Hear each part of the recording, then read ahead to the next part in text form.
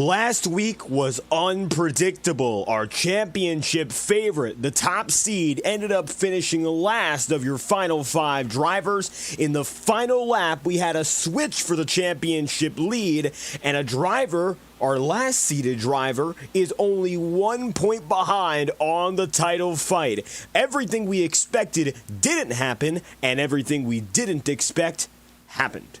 That being said, the story continues for the second round of our championship fight, the 29th and second to last race of the 2025 Integrity Ignite Series season. This is the Bristol Motor Speedway. Welcome back to coverage on FTN Broadcasting of your Integrity Racing League playoff events. I'm your host, David Croyd's commentating and producing, and currently Blake Cannon leads the championship standings as drivers are taking their qualifying times. In this second to last race, more than 30 have registered and still are putting their laps at the top of the board. Jared Davis goes P1. Michael Araya right now sitting in 4th. A lot of your heavy hitters getting back to business again and trying to put those laps in. Cannon not yet taken a lap. Neither has Thomas Bressi nor Blake Cannon, of course, and Ethan Lane. Hunter Madalenis immediately shoots up to 7th place, and it looks like he'll have one more time to improve. This time around, second to last for Madalenis, so 1/10th improvement, 14.994. That'll put him for second place, 17 thousandths back on your top driver. 22nd place. About a second off of that top time. 22nd on his first lap. It looks like he improves for 14th on his last, and that'll get him up there just alongside Matt Sisler and Kyle Cooper. Waiting on those heavy hitters. Thomas Bressi now taken to the track with 1:55 left. Also looking out for Ethan Lane and Blake Cannon as Davis is still at the top of the circuit.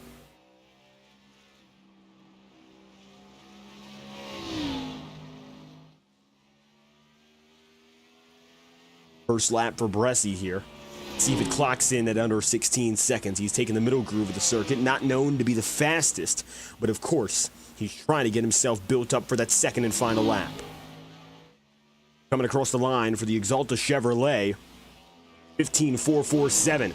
Goal is now to cut off just about a half a second, or rather, a little bit more than that, just over a half second to get to that pole time. For Bressi, it would be huge. Going head-to-head with Blake Cannon tonight. Cannon just got on the track at the line, 15.046. Third place for Bressi. He'll get it up to the second row. Blake Cannon now finding himself with another opportunity. Let's see whether or not now he can try to take it up there and go one higher. Cannon up high. Final lap going to be a big opportunity as it looks like the first, clearly not one of his quickest. Blake getting it through after a first time at 16.054.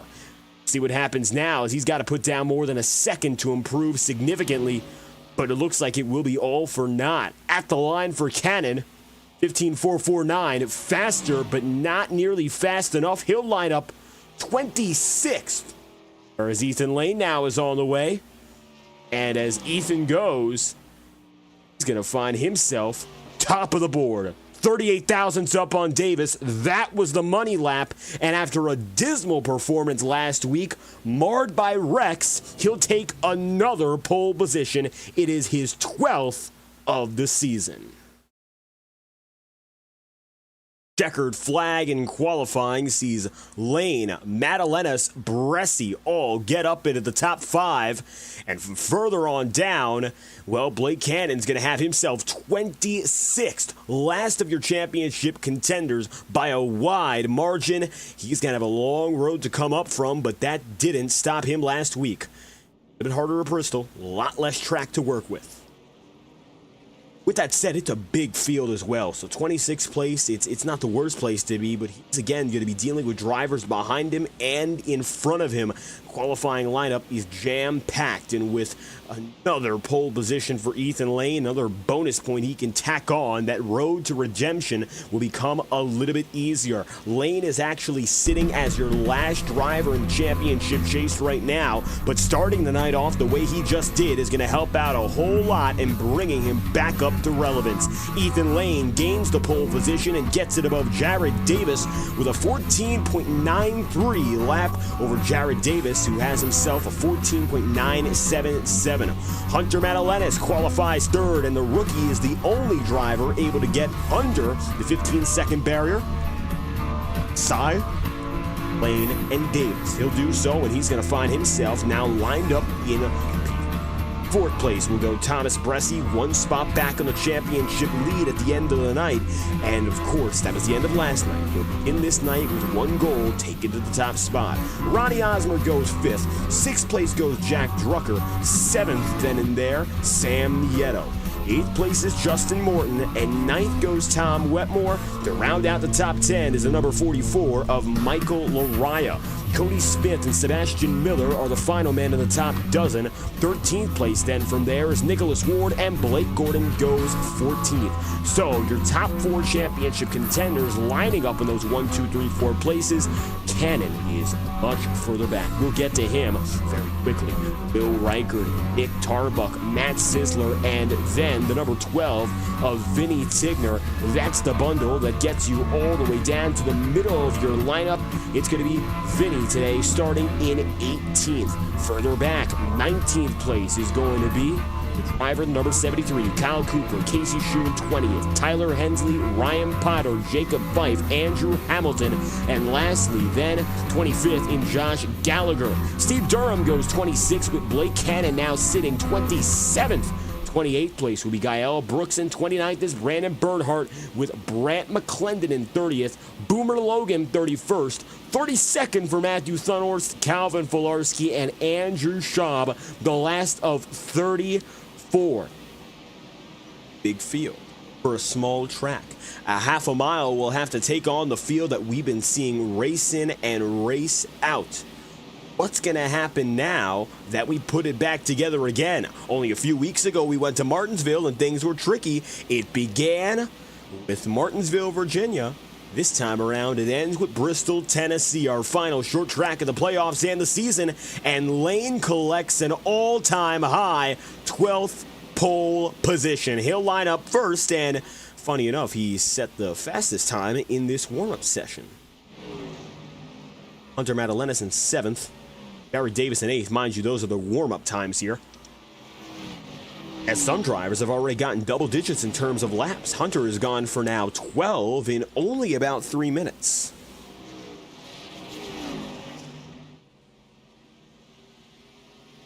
Hunter right now going to be sitting 7th of all those with times.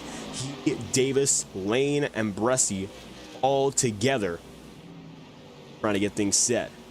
Inside, Madalenis goes. Justin Morton is in 11th place right now in this session. He's one of those JTM guys you got to look out for.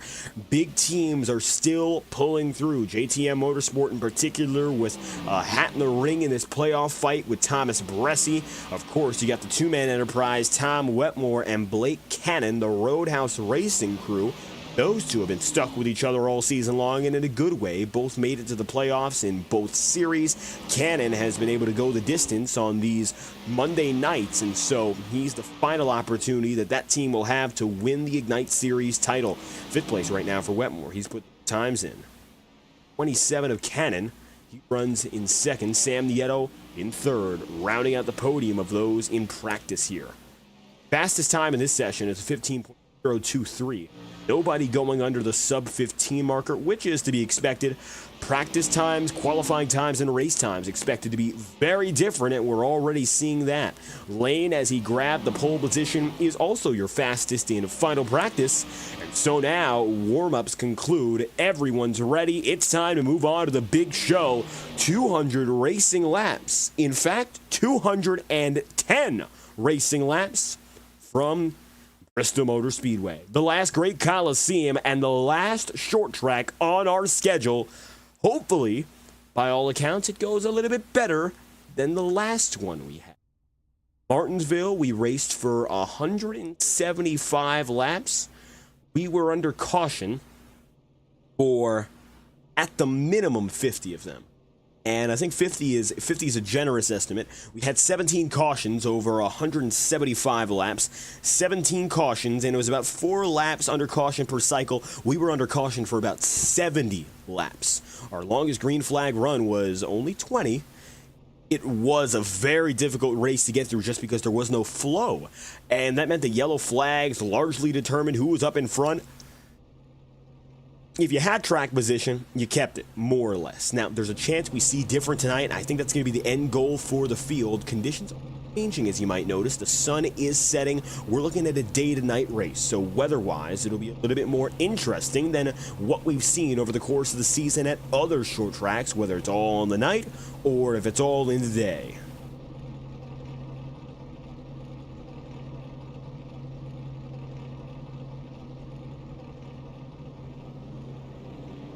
Lane gets the ball rolling on the inside. Davis Madalenas, of course, Bressi there in pursuit. He's fourth. So, interestingly, 1, 2, 3, 4, and then the outlier way back, of course, Blake Cannon. Cannon just not having a good qualifying run, but to Blake's credit, and you got to keep this in mind, he was as low as 26 last week in Las Vegas. He was the only championship contender to finish on the podium, and he has the championship lead. He had an amazing race, even though, by all accounts, it was not an easy race. He had to go from the back of the field on up, and did so with a lot of green flag running, but also, which made it harder, were yellow flags that he couldn't time out, he couldn't predict. And so, Cannon's comeback and getting it above Hunter Madalenas at the end of that race, it turns the tables early, and it gives him more of a buffer than anyone else. Bressi also having a solid race with some bonus points, and he ends up getting himself second in points. The man who needs redemption is the man on the pole, the man who was on the pole last week, Ethan Lane.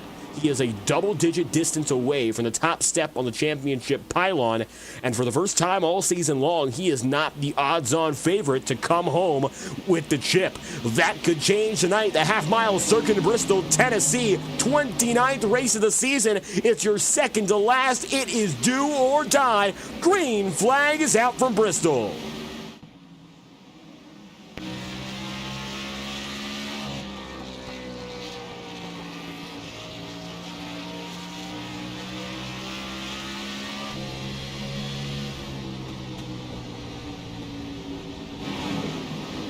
Check it out now as Ethan Lane finds himself leading early. Davis bursts out for second. Madalenas seeing Thomas Bressi shaken up in a fight with Jack Drucker. Drucker now going to be going at it toe for fourth. And toe-to-toe, rather, as these two right against each other. Drucker on the outside, just a little bit quicker. And he'll get himself up to the high side and securing that spot. Watch for Blake Cannon. Again, he's got a long ways to go, running in 25th in the opening running. Going on now for Cannon, of course, is he's got to look at the strategy as a long-haul circumstance. The beginning of the night, not going to be the biggest and most important sector. What most likely is going to happen for Cannon here is these first 100 laps are going to act and serve as a warm-up. There's not much you can do trying to blow through the entire field. Strategy is always going to sort the best drivers up in front in due time. Even if, in some instances anyway, someone like Cannon is a little bit further behind, there's always going to be at least one chance, one window to get there. Now, it's highly likely we're not going to see that window for a long time here, just because of the big distance that he's got to come up from. But currently, it's not about immediately getting up there, but building the foundation to be there at the end. Of course, with the track position that Lane and company have, they don't have to worry about that. Their worries are opposite, and they instead will focus fully on getting themselves to the top of the pylon, keeping themselves there. Not just the top of the pylon racing-wise, but instead the top of the pylon going out there and staying in a championship hunt. Ethan Lane needs success tonight. One bad race is all that these drivers can afford, and unfortunately for Lane, he had to cut into that bad race very early. It all begins last week, and even though he was a leader to begin with and found himself with the pole position, he finished outside the top 15, while all of his championship rivals took home top 10 runs. That difference is major, and right now, while Lane is the heavy favorite statistically over the course of the season, he is 19 points back on the championship. Caution number 1 of the day. We got an issue at the back of the field. It looks like it involves one Calvin Filarski. See what's going on now is Cal's got himself some trouble. Taking a rewind to the Filarski crew. He was on pit road with what looked to be damage. And Andrew Schaub of the 86 also back here as well. Checking out when the yellow flag fell, as Filarski is already several laps down. It was Ryan Potter in the 99. Check this out. Swamp Motorsport crew has been whittled down to the 99 tonight, and the 83 of Miller. Stagner not with us on the day, and it looks like Ryan already running into some early trouble. This was about 27th at the time of the hit. First yellow flag at lap 12 here. Ryan loose out of 4, and unfortunately he'll kiss the inside wall. He'll be damaged, but it won't be terminal, so he'll get himself back up in front in due time, or hopefully have a chance to fight for some spots.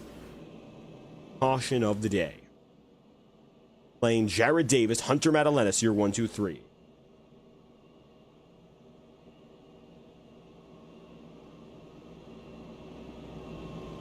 Started around lap 15. Leaders all making the choice. Stay out on the track, which is to be expected. A few drivers opting in, Gael Brooks in particular. Ryan Potter, low as well. 2 minutes on the clock here for Filarski. He's still on pit road. 6 laps down now. Ran 7, but it looks like he's been in pit road ever since. So he started it. Hopefully not going to be full start and park.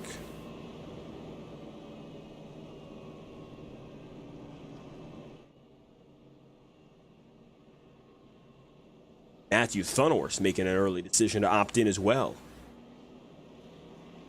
Number 8 team down there. 11 laps down. He'll get back on the way. Ryan Potter seeing the hobbling Thunhorst. And that is a different Matthew Thunhorst. Not a different driver. Take a look inside the cockpit. If you're seeing what we're seeing here, I've got a feeling he's not on a steering wheel tonight. The 8 team is definitely driving different, and one of the very rare cases where I think we've got him on a video game controller, and he's heading into pit road and still getting himself on the track. So I'm not sure what the plan is for Thunhorst, but it looks like he is on the racetrack without a steering wheel. We'll see if he can put up some competitive times, but he's at a huge disadvantage. He runs up in front, he's going to prove everyone wrong, but right now he's more than 10 laps down, so it's going to be tricky. Green flag this time by, all out for Ethan Lane. He'll get the burst on the outside line. Jack Drucker further back, and Jack still takes second. Back on the way, nobody touching Lane off the jump.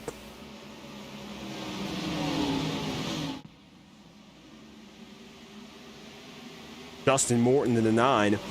Just behind Sam Nieto here. Morton having a good start to the day, without a doubt. Good to see JTM and some of their other drivers making it up through the frame, while his teammate Bresci now runs only 2 spots up. It looks like Justin Morton can give that teammate reinforcement, which we've seen throughout the season, largely between Thunhorst and Bresci, but early on, Morton stepping up to the plate and putting the pressure down on Sam Nieto. Further up in front, Ronnie Osmer going at it with Hunter Madalenas as the sun is beaming down on these drivers, and you can see the orange glow has only become more of a glow. 19 laps in, caution is again. Second on the day, smoke billowing, and it looks like we're going to find out really quickly who that was. Andrew Hamilton. Take a look back with Hamilton here in the 16 as he has trouble. 16 teams side by side, And out of 4, same issue as before. Minor contact from Cannon. He'll pull down to the inside of the track. Second caution. Single car incident. A nudge from Cannon, but he should be all right. And the yellow flag is out at lap number 20.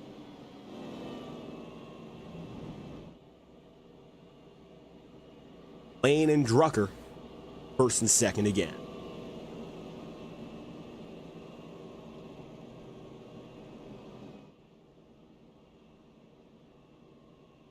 Top 3 hasn't changed all too much in the green flag running. Michael Araya, Tom Wetmore, some notable outliers, not in performances throughout the season, but maybe they can get up there and put a fight to the leaders and the championship rivals who head the field. Blake Cannon now up to 21st. He will be lucky, of course, if that minor contact proves to be just that. On our side, it looked to be just a little bit of a nudge. Not a huge issue. Should be able to continue on.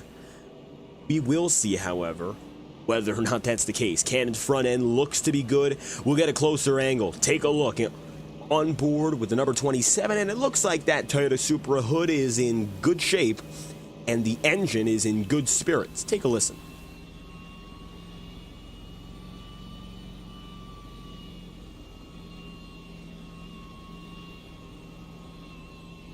No worries for Cannon, except for the fact he is still pretty far behind, but mired back less so as we come to one green. Advantage Ethan Lane as it's been all night long, and he'll get back into gear. Inside line goes Lane, outside goes Jack Drucker, and we're set to grab a field full of drivers, put him back up to speed, and hopefully they'll go green for a little while longer. This is restart number 2 on the night, and it's time. The sun fully sets. You might have noticed the stadium lighting set to kick in now. Down the back straightaway, there is not a sign of sunlight. Very soon, we're going to see a pitch black racetrack.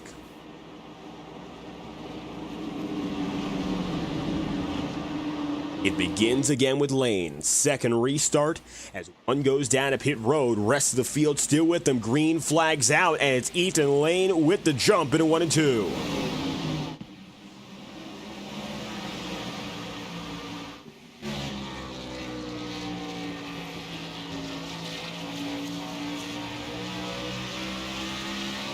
No worries right there for the 6 team. The double file further behind at the heart of the field has been the tightest racing we've seen, but it hasn't given way to any cautions. That's interesting to note. These drivers have been keeping a pretty wheel, although they've been so close to one another. Side by side off the line, you'll see Lariah there with Cody Smith. The 97 of Nicholas Ward goes uptown, but he can't go too far up as Nicholas Ward is right there with them, and you'll see Blake Gordon even higher. Watch for Nick Tarbuck as well. Tarbuck in 14th here. He hasn't been able to put himself, of course, into the final round of the playoffs, but one of your best regular season drivers and a great driver at these short tracks. He's been able to get himself some strong runs there. His first ever Octane Series win coming at Iowa, so don't count him out when the track size is less than a mile. He might be a little bit further back than he would like. Now the call on the field. It appears, yes, it's a caution, and this one I think has championship implications. Cannon is involved, and so is Andrew Hamilton again. Watch this. Same pair that just made contact 10 laps ago did it again. Same way, Hamilton loose out of 4, and Cannon stuck rubbing him. Blake just in some bad places. That's the consequence of being at the back of the field. Now he runs in 31st, as high as 21st. Watch this. Thumbs up from under Hamilton. And through 1 and 2 is the sign that maybe he's got a little bit more trouble with grip. Yeah, clear contact that time around.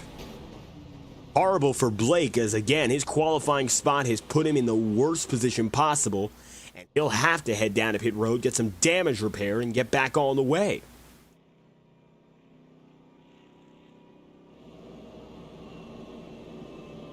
Meanwhile, the leaders stay out in front. Ethan Lane, for this third caution, will remain on the racetrack here. Halfway point coming at lap 105. We are currently 29 laps in. It looks like when we start, we'll be just about 32 laps in. With all the yellow flags that we've had, we shouldn't have much concern about it being a one-stop race, which at the minimum, it will have to be one. Here comes Ryan Potter, Andrew Hamilton, Brant McClendon, and Boomer Logan. Some of your guys at the tail end of the field. McClendon also with some damage. Boomer Logan, a bit of a crunkle up on the front end, and got a little bit of that creasing on the backside as well. Nothing too significant, but it is not going to help in the slightest. Yellow flag. Few drivers went down to pit road. Majority of the field still on their original run. Ethan Lane set to get him back to green. Next time by for lap 32.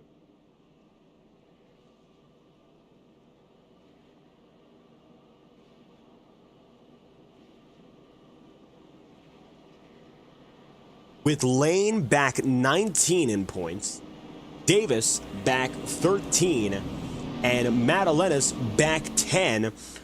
Drivers who need points the most are up in front, but the threat against them all right now is the perpetual bridesmaid, Thomas Bressi, who has known in one too many ways how to lose an Ignite Series championship. Him being in fourth right now, or rather being in sixth, he started fourth, him being this close to the lead anyway, in any capacity is a huge deal, because even if those guys behind him in points make up their positions, he's got one thing they don't, that buffer, and he is very close to leading the title standings already. If Cannon has that off night, 9 times out of 10 in a situation like this, he's the driver that's going to take over and lead the championship.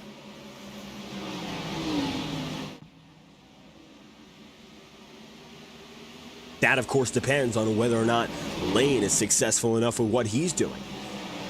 As it runs, it's going to be the Lane team, the driver, the number 6, leading the way and outright. 0.2 of a second back. It's not way back, but it is a further distance. Jack Drucker hasn't been able to stick it side by side. He's remained close, not close enough to make a real threat for the title fight, of course. Championship standings, but also not enough to go out there and win this race, at least so far. Drucker, one of the best rookies on the season, and even though he burst onto the scene last week with a great performance, maybe a little bit too little too late. He's one of the rookies to watch in future years, but he and Madalenas have gone back-to-back, spar for spar over the course of the campaign. Madalenas might have the better of him in the championship standings, but Drucker again proving that he can hold his weight. But as these two go at each other and they fight individually, Ethan Lane only gets a bigger breakaway. Ronnie Osmer staying with Jared Davis here. Thomas Bressi lying back. It's your fourth caution. Back of the field, Andrew Schaub just went to pit road. Watch what happens at the tail end as Andrew in the 86 went down exactly at the time of caution. As he did so, where did this begin? Looking at the tail end, we've seen some troubles out of the 16 of Hamilton here. So as we watch further back, number one cause for concern has been loose out of the corners, and it looks like this time by, it's not Hamilton and company, and instead got a different issue on the racetrack. Was it Glendon? Looks like no. Andrew Schaub went down to pit road, Cal Filarski there as well, and trying to sort it out and get the word as to who was involved in that caution. Yellow flag is out. Oh, we see it back of the frame.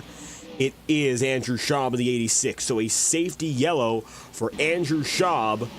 Take a look inside the cockpit here, and this will give you a better look at what happened. So far, all 4 of your cautions have been caused by individual problems. Driver gets loose through a corner and slides out.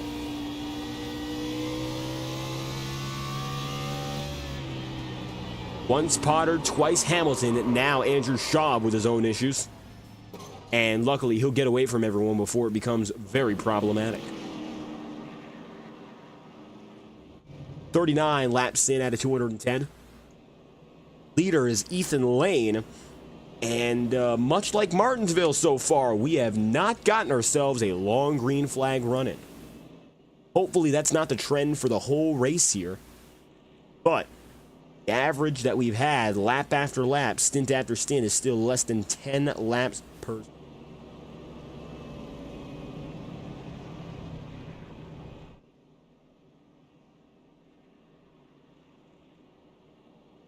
Ethan's coming to the stripe again. They go double file. We'll restart at lap number 41. Lane and Madalenas to front row, and now Drucker dropping back to third.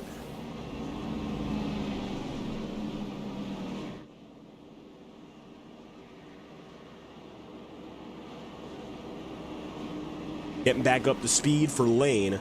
He has led every lap so far today. Not an exception yet. Thomas Bressi now lines up beside Jared Davis.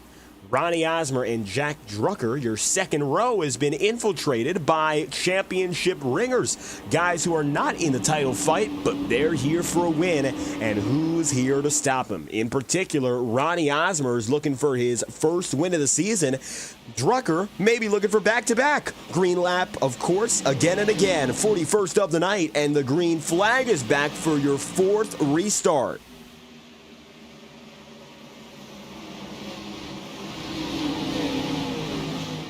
Double file all the way around. Sebastian Miller there, side by side with Matt Sizzler. No trouble watching up in front again. Blake Cannon has to be resilient tonight if he wants any chance at getting into the title fight and keeping it there. Qualified poorly. He's ran as low as 31st. He's now back up to his race high of P21 and has a very real chance now of cracking the top 20 for only the first time on the night, 43 laps in. Very un-Blake Cannon of him. To have all those struggles. I think he knows that. There's no real need to rub that in. Nevertheless, the problem right now for Cannon is that time is running out with the cautions, and that will continue to hamper him. Green flag running is where Cannon gets most of his passes in, and he's always been exemplary when it comes to working the long run well. It looks like now that he's finally getting a few laps to himself without damage, he's back. He is delicately moving around the field with precision, of course, to try to get through and get through cleanly. You don't want to overdo it, but at the same time, it's a desperate circumstance, so Cannon cannot quit as he enters 19th place for the first time tonight, reaching new heights for the 27 team. If he's anywhere near Bressi and likewise anywhere near the championship leaders, he's in an amazing spot to bring himself to our season finale next week. Hunter Madalenas now side by side with Ethan Lane, and it's going to be locked up. These two drivers against each other coming across the line. Ethan just slightly ahead, 26 thousandths of a second difference across the start-finish line.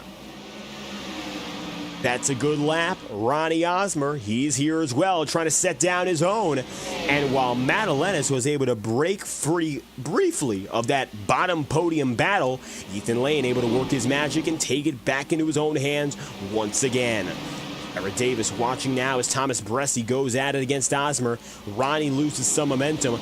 That brings Thomas up to fourth. Jack Drucker's now trying to hold on to that last podium placement, while Tom Wetmore puts some pressure on Osmer here. Ronnie rubbed out of the way and now having to use the outside groove when he has less momentum than everyone else. That is a horrible place to be in, and a horrible situation at that. Osmer still trying to put it all together, checking it out on the high side, and the caution's out. It's your fifth of the day. Will Reichert involved in this one, and after about 10 laps under green, back at a standstill. Check this out for Reichert, the 67, involved with some contact and a caution.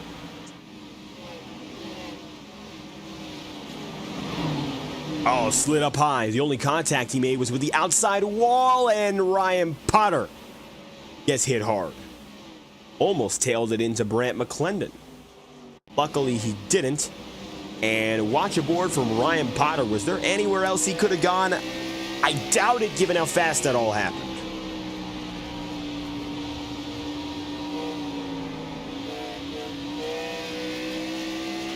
Potter shook, and incidentally, that gave him more room maybe to get away. Oh, overcorrected.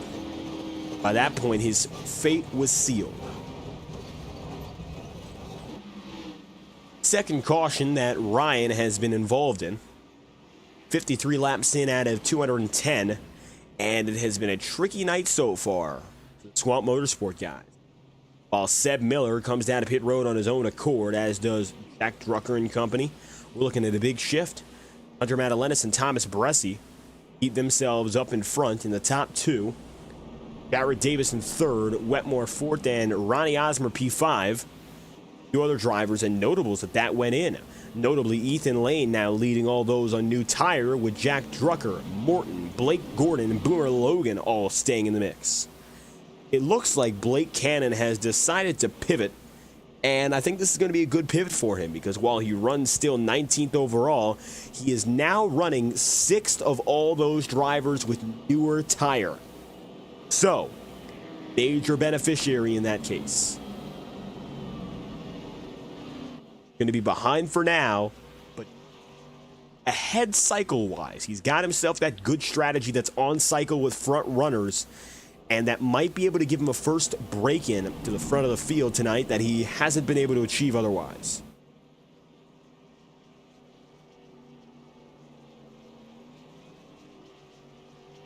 Coming to 1 to green. Double file as we restart at lap number 56. 5 cautions on the day so far. This will be our 5th restart of the night.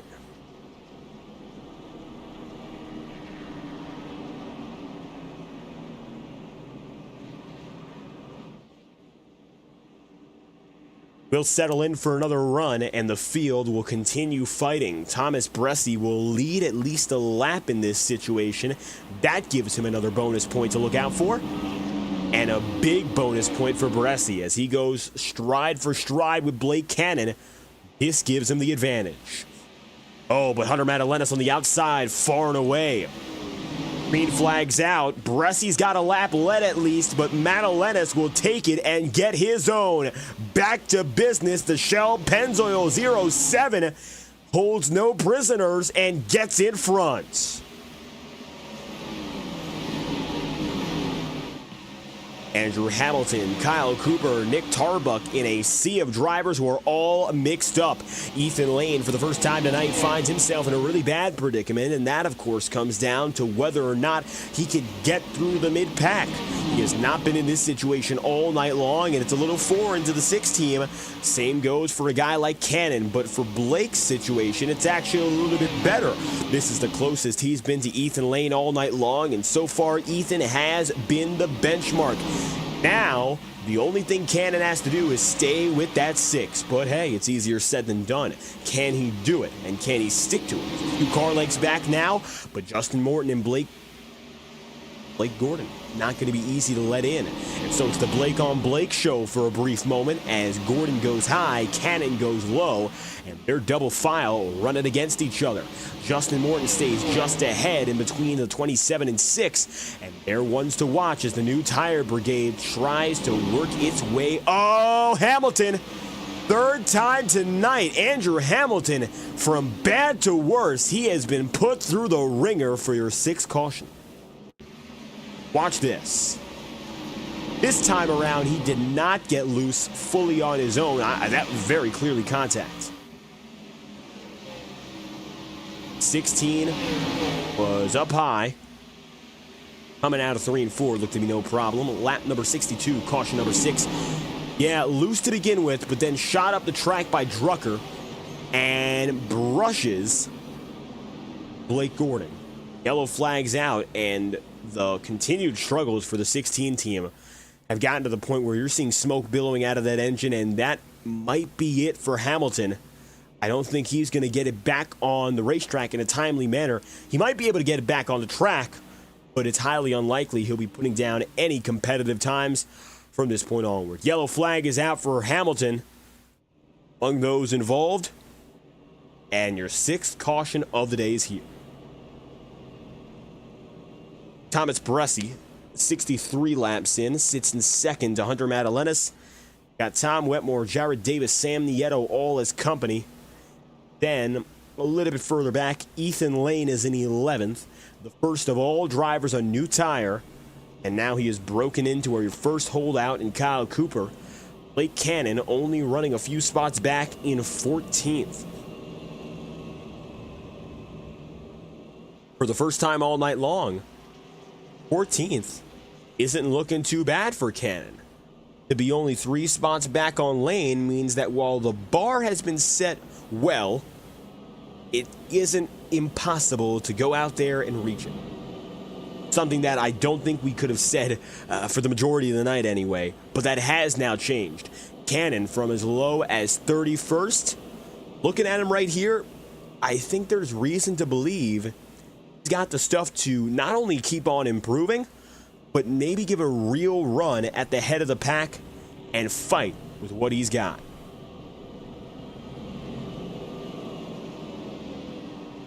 Set it back up.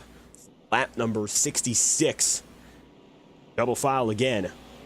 At a similar rate of cautions as what we had at Martinsville. Reminder, that was a 175 lap race. It saw 17 cautions. If this rate continues, and based on what we saw at Martinsville, that's not impossible, you might see upwards of 20 yellow flags today, which would be the highest mark on a season that saw caution-free racing at Daytona. Saw caution-free racing at Watkins Glen, Portland. Seen it multiple times. And we've seen it not always at the road courses, but also at our chaotic ovals. But you might see the highest of the highs tonight. See what happens now. Green flag's out. Matt Alenis on the control car job clearly gets away. And so it begins again with Lane and Cannon watching that mid-pack. Now it's an exciting battle with guys who are in the upper midfield.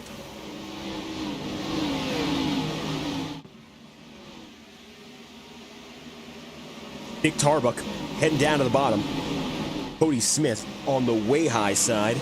He's got himself just a little bit closer to the wall, maybe than some others would dare to go, but it hasn't hurt him so far. 67 laps in at a 210, the halfway marker 105, so steadily, no matter how many laps we have under yellow, we are indeed marching there. That's your 7th. Boomer Logan in the 94 looks to be involved in this one. Take a look back. Logan and Durham, the jet black cars, coming together through a corner. And Logan slightly brushes the wall before 3. Gets up to the high side and gets loose. A lot of drivers cutting loose just like that. And a horrible hit for Andrew Schaub, who is already a lapped driver, and gets slammed on the front end. That's going to add insult to injury on the 86 team's race, as it's significant damage, not only perhaps to the engine, but also the right front is no longer cooperating, and he's got 3 working wheels. The pit road is Boomer Logan and Will Reichard at lap number 70.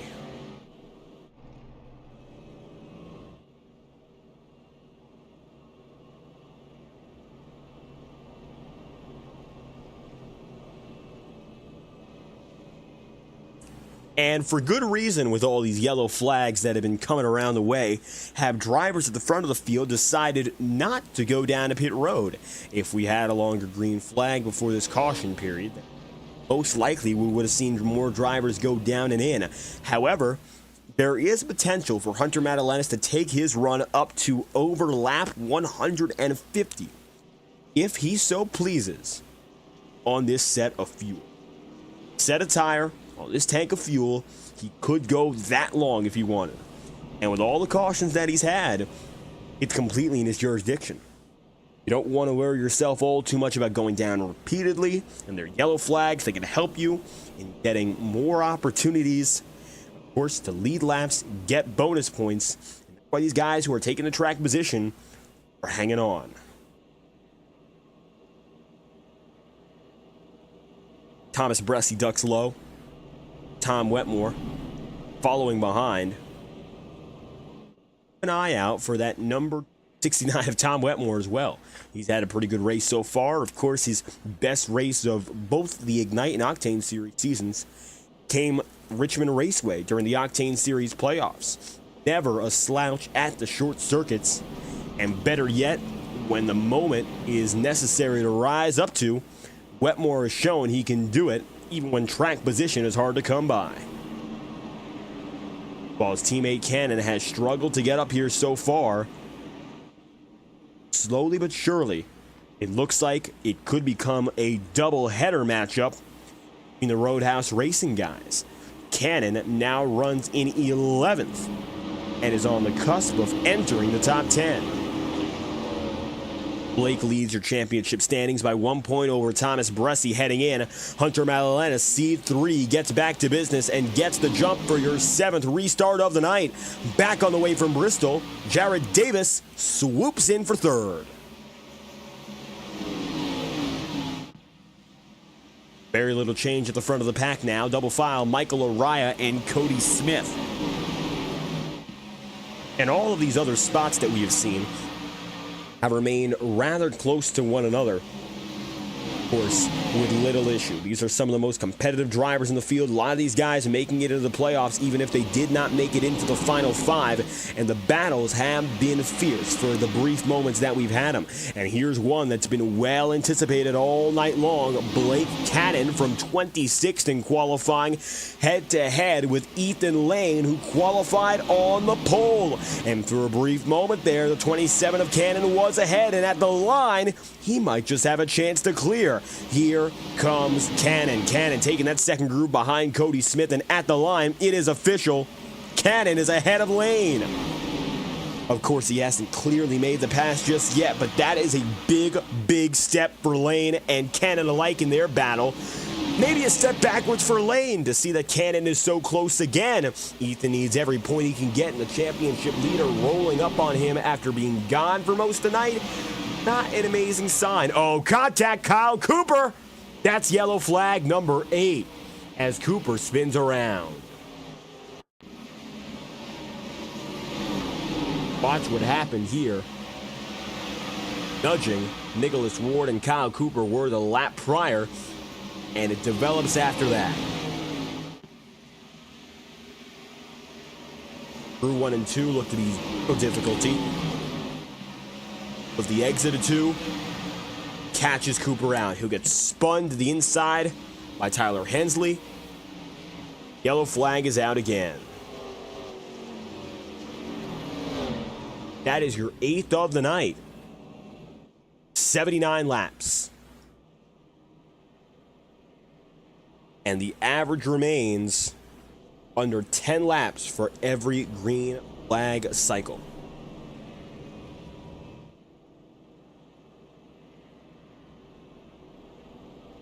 Still a fair deal of a holdout crowd. You got Nick Tarbuck and Nicholas Ward, who are 11th and 12th. They will decide to head into pit road this time, though. And going with them, Sam Nieto, Cody Smith, Michael Araya, Nicholas Ward, Tyler Hensley. So fewer holdouts as soon as we mention it.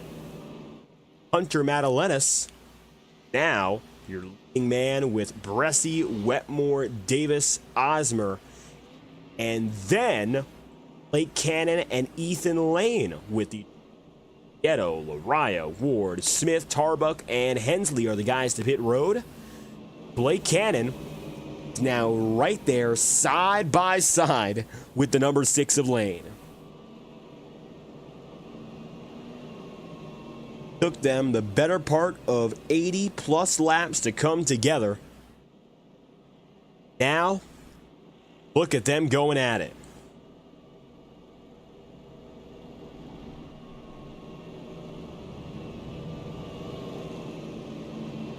What I'm wondering now is, how are they going to divide the rest of the strategy for the rest of this race? Cannon and Lane are on a 28 laps old stint. They have about 120 laps to go. At the absolute most, they're going 150-ish laps, including overtimes and all foreseeable problems. Technically, they could take that stint and go to the end of the race. With cautions, that's not completely out of the equation, but still, it would be unprecedented. What would set the precedent is how long Bresci and these guys decide to go. Of course, Hunter Madalenas, the control car. They've gone 82 so far without going to pit road. Green flag set to strike again. Madalenas gets the jump on the outside as he has time and time once more.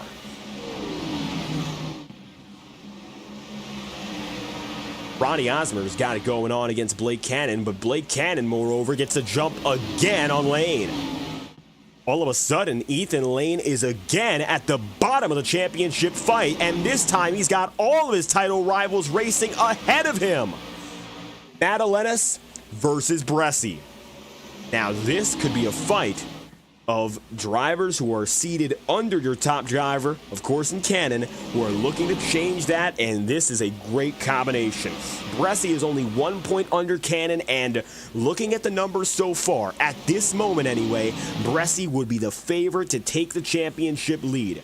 Ethan Lane is in a position where he being in 7th or being outside of the top 3 is a huge negative. The level of competition is high enough where that position is not good enough unless there's some issues with guys ahead. And there might be. Watch that with Jared Davis and, of course, the number 69 to Tom Wetmore. For Lane anyway, watching this, even being so close, isn't good enough. And Blake Cannon coming back through the field after a horrible start to this race, being involved in multiple cautions, falling back to 31st, him being in 5th right now, just before the halfway point, is detrimental for the 6 team, and the pressure is beginning to mount on Lane as to whether or not he can seal the deal for this championship. Thomas Bresci is only 3/10 back on Hunter Madalenas, and it looks like Hunter right now has been able to get a slight breakaway as he'll pull it for your 90th lap of the day. Tell you what, this is one of our longest green flag runs. Taking a look around to make sure it stays that way, Tyler Hensley gets to the inside on Brant McClendon. 5, number 11 going at each other for 21st. Nick Tarbuck coming up on Steve Durham for P20. We were talking earlier about the Matthew Thunor story, and it looks like he retired early to finish 34th and last. We saw a brief amount of Thunhorst on the track today, and I think he just went on there just to get some laps in and fade out. Didn't look like he had the stuff to continue fully on the night.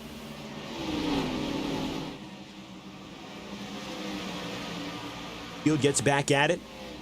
Madalenas, of course, 92 laps in, leading now by 0.8 of a second. Blake Cannon side by side with Wetmore, the Roadhouse teammates going at it again.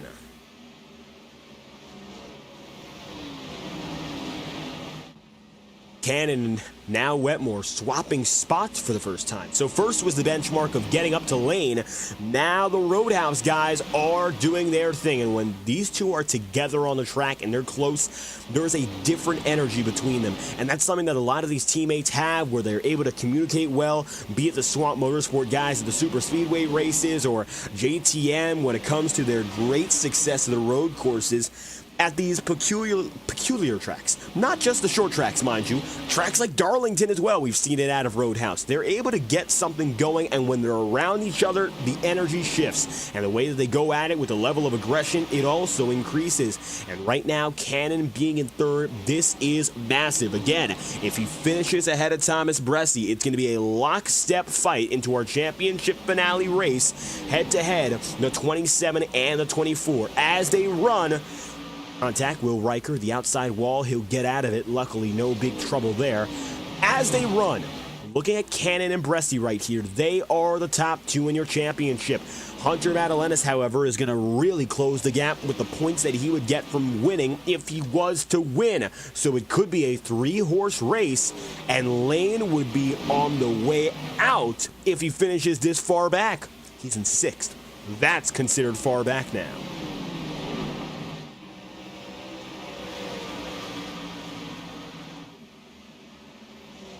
It's frustrating for Lane. I'm sure he can imagine that for him to have had such a great season and now finding himself on the back burner. Well, it's a challenge, of course, to just be so consistent again and again and again. Lane has had his hot stretches. He's had his cold stretches. And for the last few weeks, he's been on a really hot run. But it looks like right now he is experiencing that down pull as the yellow flag flies for your 9th of the day. It is going to be this time by Homer Logan down a pit road. He just went in. So we'll take a look back with a 94 and show you what happened. Boomer was on the circuit at the time of the yellow, and this was our longest green flag run. Loose out of 2. And that exit of 2 and the exit of 4 have done the same thing multiple times now. They've caused problem after problem after problem. 100 laps to go this time by. Make it 99. That's if it was a 200 lap. Sorry, 109 laps to go. Past the centennial mark. Gone to lap 102. So the halfway point is very close. We'll restart at the half.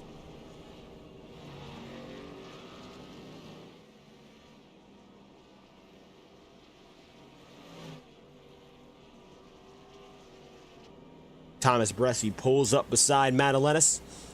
Blake Cannon, Jared Davis, Ethan Lane, all still here. Only driver in this leading fight who is not a championship contender is Tom Wetmore, and that, of course, is Blake Cannon's teammate.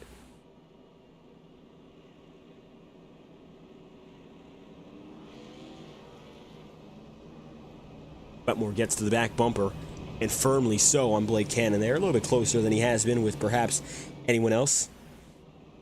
First 100-plus laps have come by way of yellow flags for the most. Cautions have really changed up the strategies of just about every driver.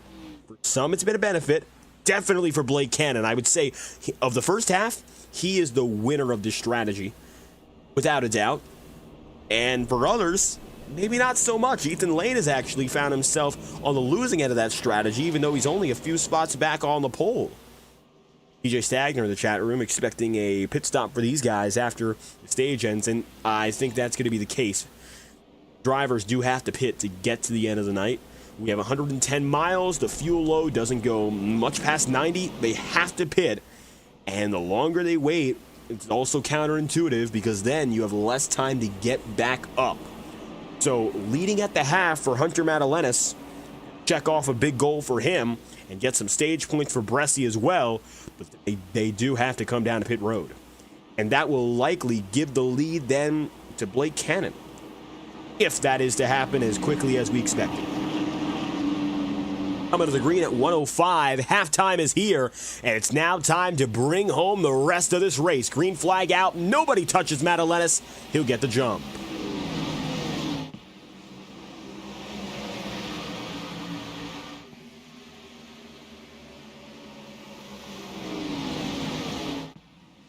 One and two as they run out of 4. Bressi gets ahead again on Blake Cannon. Jared Davis now putting Wetmore further behind. And that brings Ethan Lane again to the top 5. Your championship drivers run 1, 2, 3, 4, and 5 all together now. And they're running in a different order for, of course, where they are in points. But it could go any which way. Lane, your 5th seed, is running in 5th. Bressi, your 2 seed, runs in 2nd. Cannon, your 3rd seed, of course, as they run in this race, he's first in the championship. Then you got Madalenis and Davis, the first-timers who are going at it, and they are making waves, 1st and 4th respectively, side by side. That's for the championship lead. Bressi and Cannon again.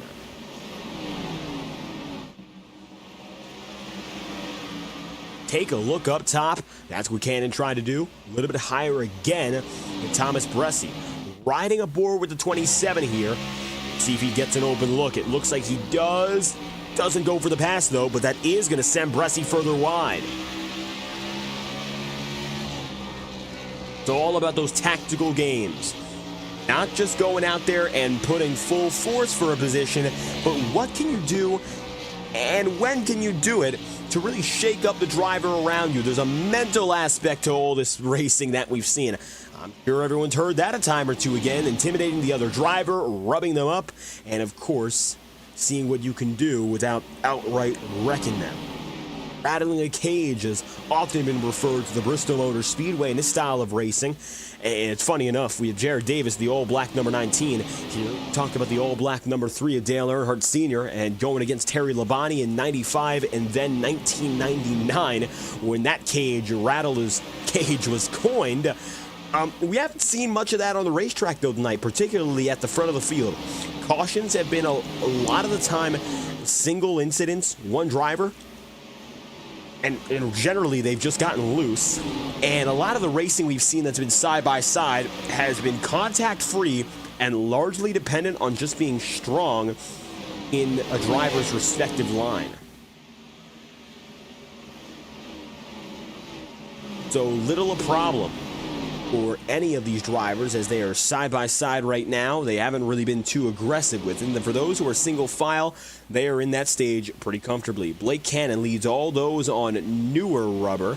We've had so many cautions and so much time passed since he went down to pit road that it is only newer rubber. Keep in mind, it's a 63 lap run right now, which is more than half of the race that we've run to this point. So Cannon most likely has one more pit stop in him. By the numbers, he can go the distance. But if cautions persist, I don't think he's going to have any incentive to do so. Might stay a little bit off cycle with guys like Bresci or Madalenas.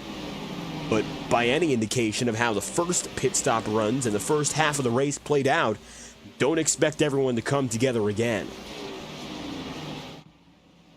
93 laps to go, coming to 92. Side by side further back between Matt Sisler and Nicholas Ward.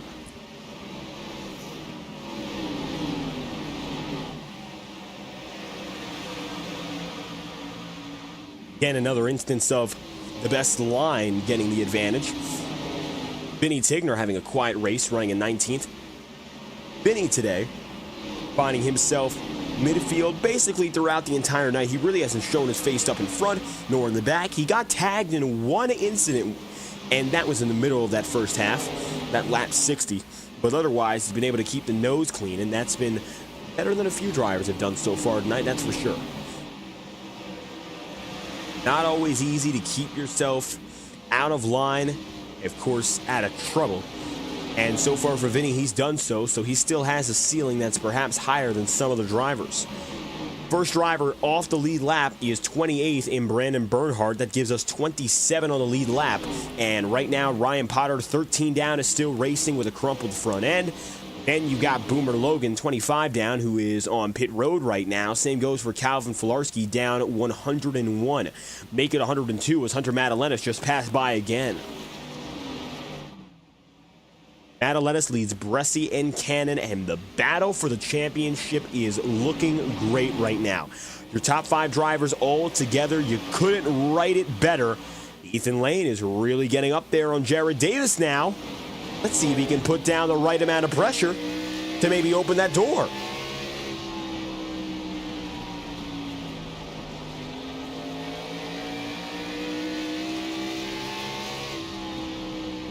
Ronnie Osmer might be the first to do it. And instead of Lane putting down the pressure, I'm sure he's now feeling it. Contact. Wiggling down to the inside. Lane slower again. And Ronnie surges to the outside. In mind, Osmer actually has old tire. 126 laps his stint has been, so he's on the original set. And he just made that pass confidently. As did Blake Gordon. Gordon is actually on new rubber. That moves Lane back to 7th. And we're looking at a different Ronnie Osmer here, who's got old tire and is still looking this fast. Ronnie swerves up high, gives some room to Blake Gordon. They're now going to go side by side, and that swerve I actually think is going to help out Jared Davis more than anything. He'll have a little bit more room to get away and up in front. Blake Cannon still chasing after Thomas Bresci. All eyes on the 24 there. Side by side between Morton and Matt Sisler. This is the battle for about 16th. Not much in consequence for the point standings anyway, but Morton, one of the guys who made it into the top 15 in the Integrity Ignite Series playoffs, he's just trying to get some extra points, maybe to stick it a little higher in the best of the rest championships. Josh Gallagher, toe-to-toe with Vinny Tigner. Drivers right alongside each other, and it looks like that's for 21st. Gallagher will take it. Vinny Tigner falls a little bit further back. Vinny is on a 78-lap run. A lot of the drivers he's around are on younger tire, particularly Casey Shue in a 28-lap stint. Same goes for Josh Gallagher. So in the back of the field, it's showing clear the young rubber is helping. And with Blake Gordon getting up to third, he might just have a chance to go back to victory lane for the first time in seasons here.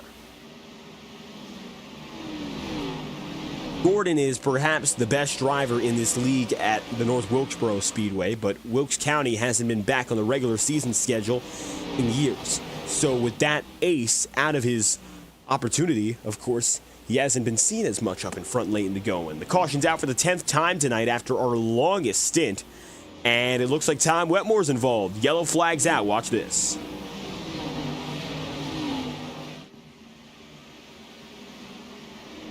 Tarbuck all over the backside of that number 69. Nudges him up. And Wetmore contact. Tarbuck finished it off, and it looked like hesitatingly got up to the 69 again. Yellow flag fly. He'll come down to pit road, and it looks like, yes, Blake Gordon staying out. Blake Cannon right there in the 27 to pit road. Gordon actually going to pit road as well, but you could see there he gets in early as it is a big shift in our cycle. Cannon on the way. Gordon getting back out there. Who will come out first? Hunter Madalenas. Madalenas ahead of Bresci, ahead of Blake Cannon, ahead of Blake Gordon, then Jared Davis, and lastly of your championship contenders, and firmly last, Ethan Lane. Lane is going to be mired back and badly. This pit stop, another killer, and it looks like, again, Ethan doing himself no favors as with 76 to go. He's going to find himself dropping out of the top 15, dropping out of the top 20. Go 23rd.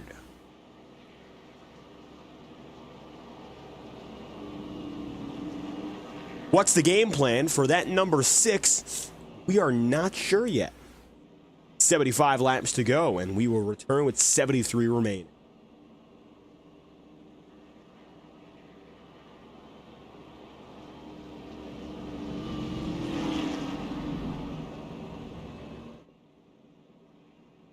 That is a huge, huge change.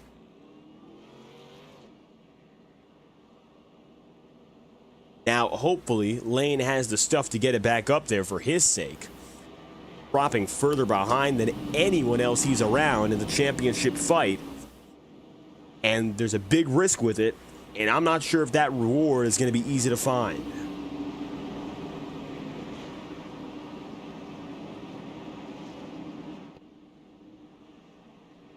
Nick Tarbuck, Nicholas Ward, your 1-2 combination as they set it off and go green.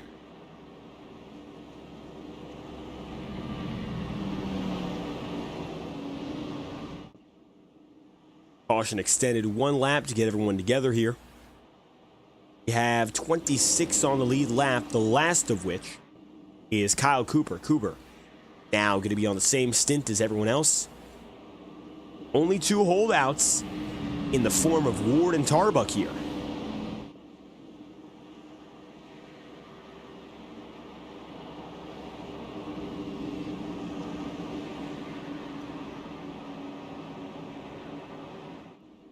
Double file all the way down. 29 team getting his first chance, Nicholas Tarbuck, to lead them through. Ward is on the outside, and again, he's got the outside pole for the first time all night. So late in the going, multiple first-timers up in front are getting their chance. Green flags out. Ward with a nice launch on the outside and multiple car lengths pulled up. Hunter Madalenas already back to the race lead. A great start for him to swoop to the inside for the top and get away from everyone around him. Cannon now going to try to do the same and get there to the inside on Tarbuck. Can't do it. And he's boxed up by the 29. That was an amazing call from the 07 of Madalenas. Without a doubt, calm, collected. He gets the spot, double pass, and nobody's able to beat him off. Now, off the line, Blake Cannon was strong, but he got held up. And with that being the case, he's now nearly a full second back on the race lead. Even if he had the potential to go out there and immediately chase after, it looks like he is going to be hampered immensely. what happens now as Cannon tries to pull it all back? And in doing so, he's got to deal with all those guys around him who are now closer than maybe he would have been to them had he not gotten that big clamping on the start. Thomas Bressi, for him, maybe a saving grace. He didn't get off the line nearly as well, but he's closer now to Cannon because of everyone staying tight. Double file, Blake Gordon, Nicholas Ward. Gordon is still in the mix. And Ward is one of those very few guys who have remained down with older tires. As a matter of fact, one of only two. And he is the highest position of which, running in fourth place. Sam Nieto ducks to the inside of the start. Oh, contact! Not a save, but what it could have been. Gordon to the inside, Lane up the track. Another wreck for Ethan Lane. 66 laps to go. Your 11th caution with big championship implications. Unbelievable. Lane again finds misfortune. The caution didn't even start with him. But watch what happened here. Blake Gordon is where it began, and he got loose. Swerved down to the inside, came back up. Oh, Wetmore nudging Lane out of a response to get out of it. Ethan up the track, hit by Cody Smith, Justin Morton, and Tyler Hensley, and Kyle Cooper. Wow.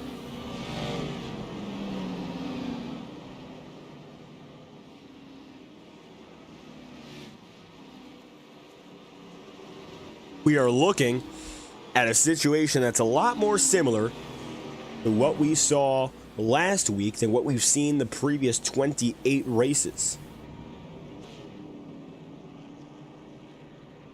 Ethan Lane again is going to have to come down to pit road with damage to repair. And it's now going to become a fight to stay on the lead lap. Forget about fighting for the win.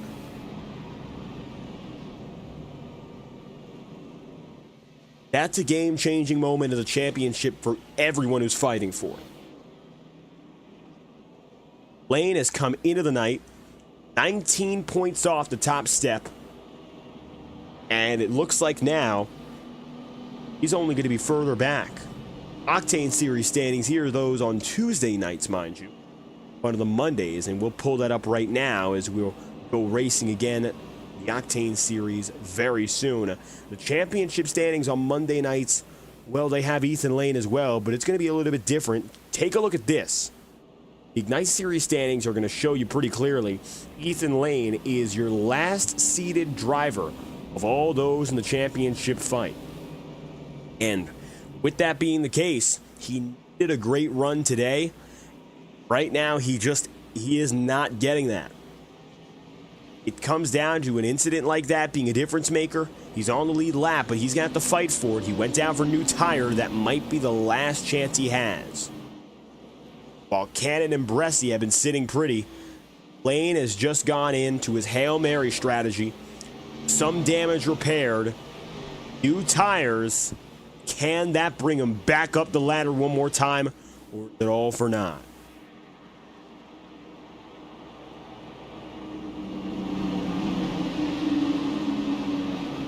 Restart at 61 laps to go. Let's get back to business. It's double foul for Blake Cannon and Hunter Madalenas, and they all get it started again. Green flags out, and this time, Madalenas not able to escape. Cannon stays right with them.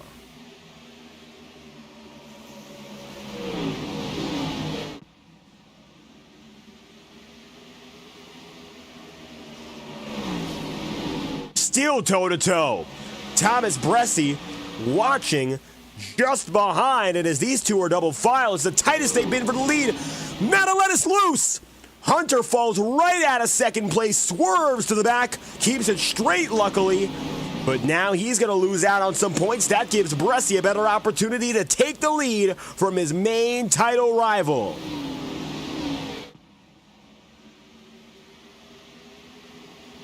Cannon goes to the inside. Oh, Blake Cannon. What's going on for the 27? He's dropping low. I think that's a restart violation. And yes, it is. A drive-through penalty for the 27. Another curveball. It was a lockstep restart for Madalenis, and of course, Blake Cannon was right there. It looks like he is going to get a restart violation for how close he was to passing and being considered ahead at the start-finish line. Horrible for Cannon. That's even worse than what just happened for Ethan Lane. That is amazing news for Thomas Bressi. Bressi now sits comfortably with the championship advantage, and this puts him in a spot where he very well could set himself up to win a title next week. There again is Blake Cannon, but this time, oh, contact! Bressi taken up the track by Sam Nieto. The caution's out. Just 180 after 180 after 180. Another full-on turn that we did not expect. Bressi gets involved in a wreck. Look at this.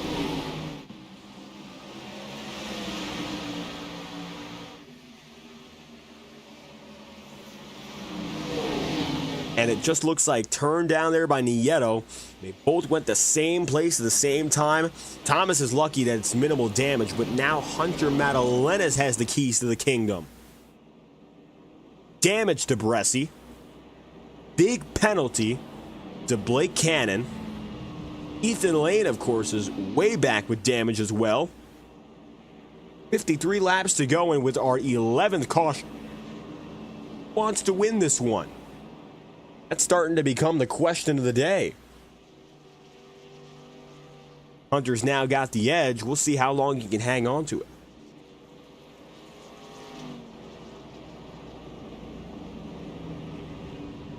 A little bit of time remains until we go green. At that point, we'll bring you some messages from our partners and associates to make FTN Broadcasting possible. You won't miss a thing under green. We'll return before we head back at it again. Hunter Madalenis leads under caution, and with our 11th yellow of the day, we'll return right before we head back with less than 50 laps to go. Stay tuned after this.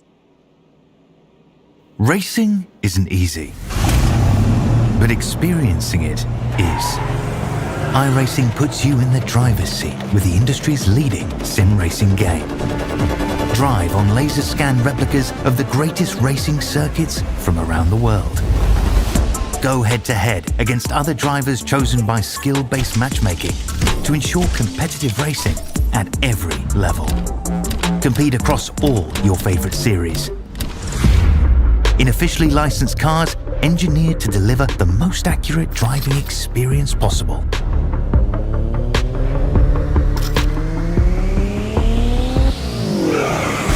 Join a race or host your own with players from across the globe. Race against the computer or in a league with friends. Feel the thrill behind the wheel. Visit iRacing.com.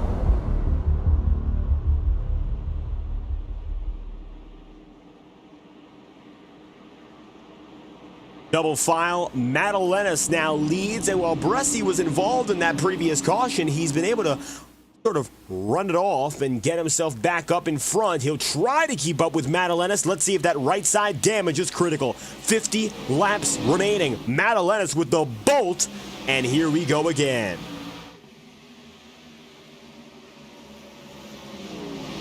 It's a nice jump off the line for the 0-7. 24 Thomas Bressi, Sam Nieto there in third, and it's still tight for Bressi to stay inside the podium. It looks like he's not done yet, though, in the slightest. And again, even if he doesn't win, and I'm sure he would love to, staying very, very close to the championship lead only requires a top 5 finish now out of Bressi. Even though Jared Davis is still in the top 10, and it could be that he falls back further, Bressi's got the buffer. Nobody else has it. He has the advantage over everyone else. Hunter Madalenis could have been in that position. It came down to one mistake last week in the final laps of racing in Sin City.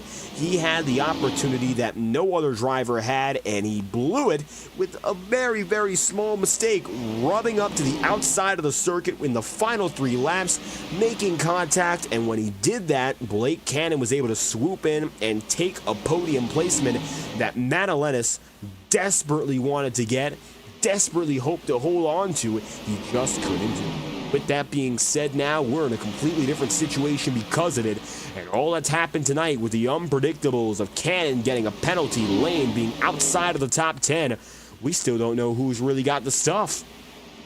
Bressi clearly is ailing at least slightly.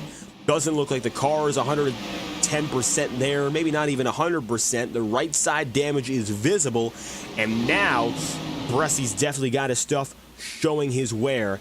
Oh, contact there, Jacob. 5, contact again! He'll save it. But that was a nasty save, and a dirty one at that. Not dirty driving, but clearly not the best of saves.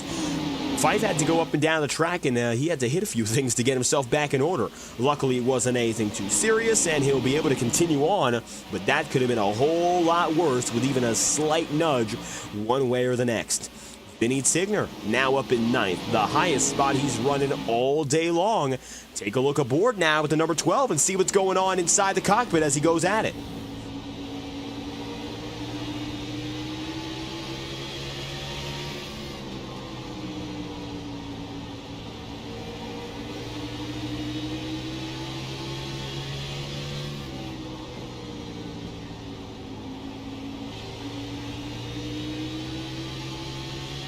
Take it on board again for another lap here, and you'll see it's pretty consistent work. All on the throttle, all on the brakes, all on the steering. No fuel saving any longer. It looks like every driver now putting it together pretty consistently with little concern about pit road. Now it's all about position and just hanging on till the end. 39 laps to go this time by.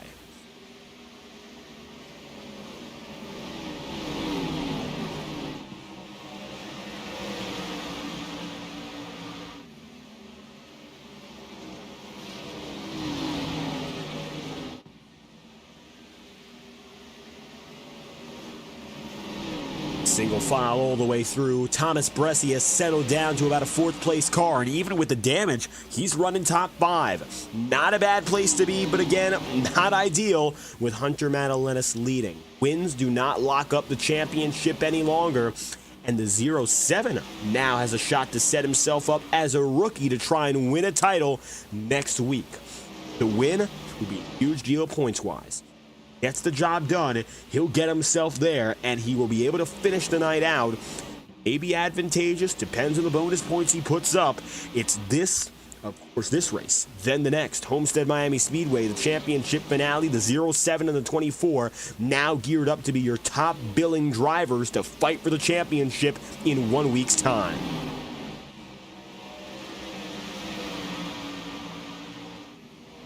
Thomas Bressi still got Jacob Fife all over him on the backside. Coming to lap 180 here. Fife has not quit, and he might be able to get an entry to the podium if he can get by Thomas Bressi. Wetmore also fighting, as is Hosmer. No quit in any of these drivers. The sun has fully gone down, as we said. Nighttime racing in Bristol. This is when those tempers really begin to flare.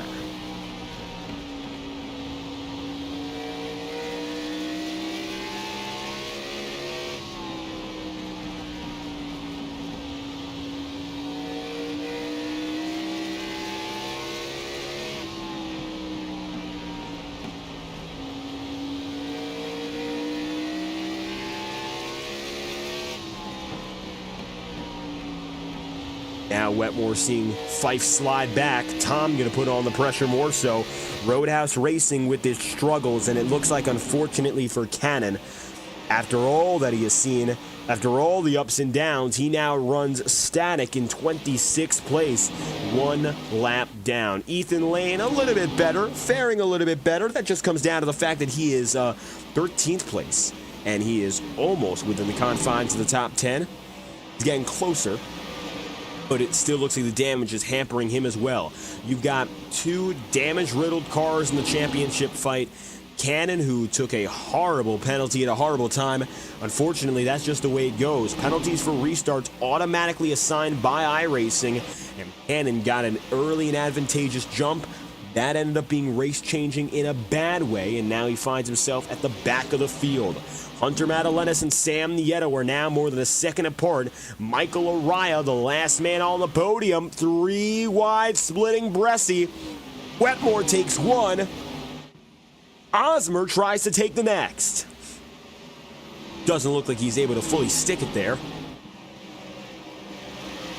And Bressie fights back. Thomas keeps on trying, and for good reason here. He does not want to give up any more than he has to. Of course, top 5 and the top 10 is going to be a good run no matter what, but now you're starting to get into that territory where maybe 4th place is all you can afford to lose and fall back to. 5th place might be the extreme of that point. Anything further back and you're giving Madalenas too much of an edge that I'm sure Bressie doesn't want to give, but I don't think he's really in control of what he can give or take any longer. 24 laps to go, coming to that 23 remaining marker, and up next we're going to crank it up with our friends at Whiplash SimCams. iRacing's best camera provider is without a doubt the best in the business, and if you want to find out, you can do so at no cost of your own. Visit their social media platforms, their Discord server, check it out, Whiplash SimCams, for free iRacing camera packages. And as we get into the final stretch of this race, we are going to crank it up from the last great coliseum with 22 laps to go.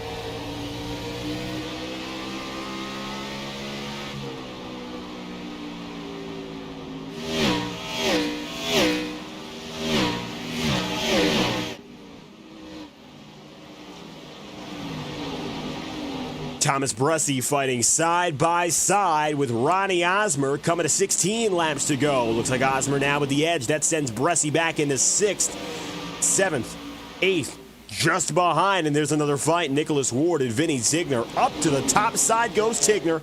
Looking a little bit higher, but he cannot take the spot. Ward wavers perhaps ever so slightly, but Thomas Bressie is still right there with him. Bressie now is in a really bad spot when it comes to hanging on to what he's got here. How about Casey Shue? Casey now running in 10th and maybe able to put down the pressure a little bit more to enter the single digits. We might just see a double top 10 for the JTM guys, but it could come at the expense of Bressie not being their top driver on the day. In the meanwhile, Jared Davis is there in 11th, and if Bressie really keeps falling down, he might be able to take it up there. Hunter Madalenas might be in the best spot to be the outright leading man of the championship now, as Bressie has continued to fall down. The damage has gotten to him. And for Madalenas, the driver who came in 10 points under leader Cannon and 9 under Bressie, now things are starting to shape up well, and with a dozen laps remaining, he might just be able to redeem himself from the errors of all those races past, particularly last week, where he gave up what could have been one of the most important positions of his season, and he's able to find himself up ahead with something better, the race lead. Casey Shue watching here as Tom Wetmore's facing the pressure for 4th. Thomas Bressie has dropped back to P10. And even though he's on newer rubber than the guys around him, this is what happens when the car catches back up to you. Try to take a look inside the cockpit to see if there's any particular signs of struggle, or if it's just Bressie's equipment not having enough for him.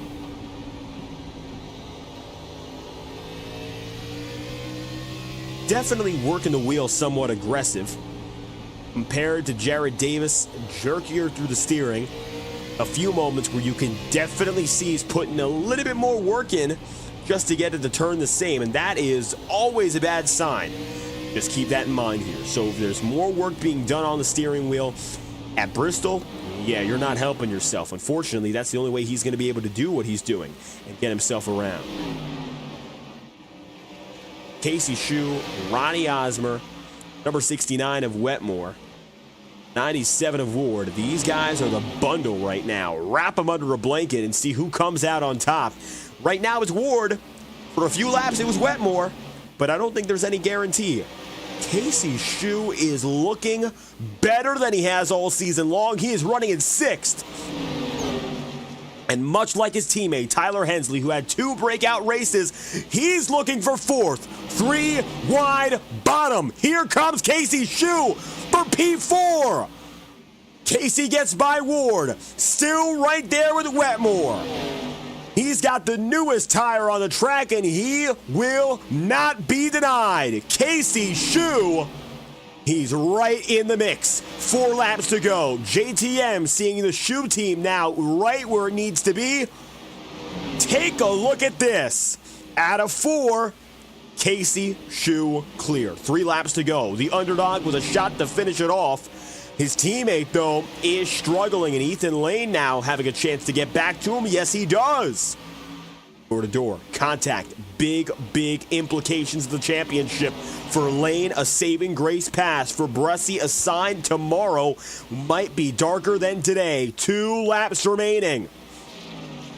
Coming across the line for the white flag, Hunter Madalenas gets the longest green flag run, and he does wonders with it. Off the course of a 75-lap stint, he got away, and with clean car, with no troubles off the restart, there was no stopping this rookie.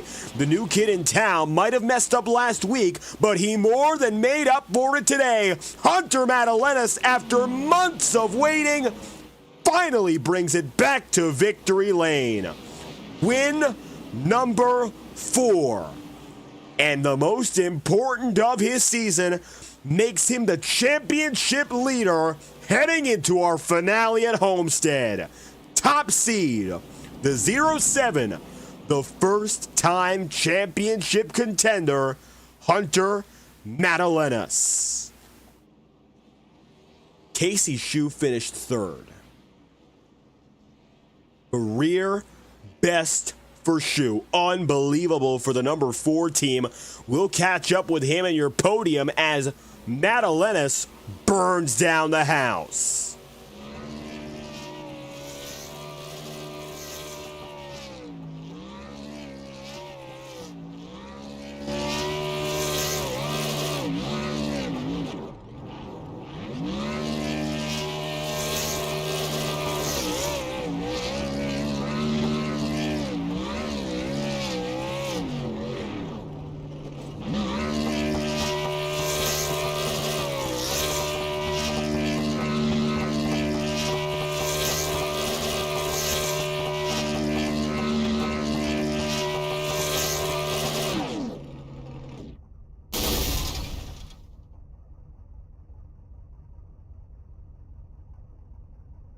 The motor's gone, but this win is going to stick in the minds of every driver to end this championship fight. We'll be right back with post-race coverage live on FTN Broadcasting, race results, and your top 3 interviews after this.